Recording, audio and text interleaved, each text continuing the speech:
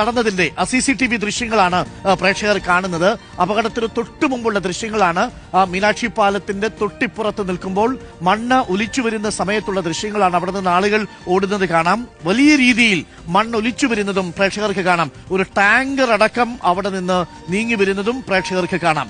റോഡിൽ പാർക്ക് ചെയ്തിരുന്ന ഒരു ടാങ്കർ അടക്കം, ഒരു ജീപ്പ്, അതേപോലെ അവിടെയുണ്ടായിരുന്ന ബൈക്കുകൾ, ഇതെല്ലാം നീങ്ങിപ്പോരുന്നത് കാണാം.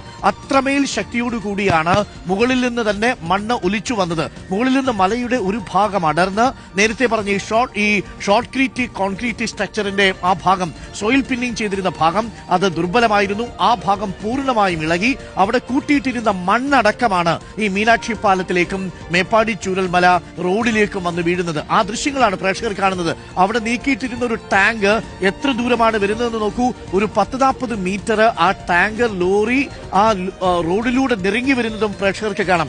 അത്രമേൽ ശക്തിയോടുകൂടിയാണ് അവിടെ നിന്ന് മുകളിൽ നിന്നുള്ള മണ്ണ് ഇടിഞ്ഞു വീഴുന്നത്. അവിടെ ആളുകൾ, ആ ഭാഗത്തുണ്ടായിരുന്ന ആളുകളിൽ പലരും ആ സമയത്ത് രക്ഷപ്പെടാൻ ശ്രമിക്കുന്നുണ്ട്. നിലവിൽ 8 മുതൽ 18 വരെ കാണാനില്ല എന്ന് പറയുന്നു.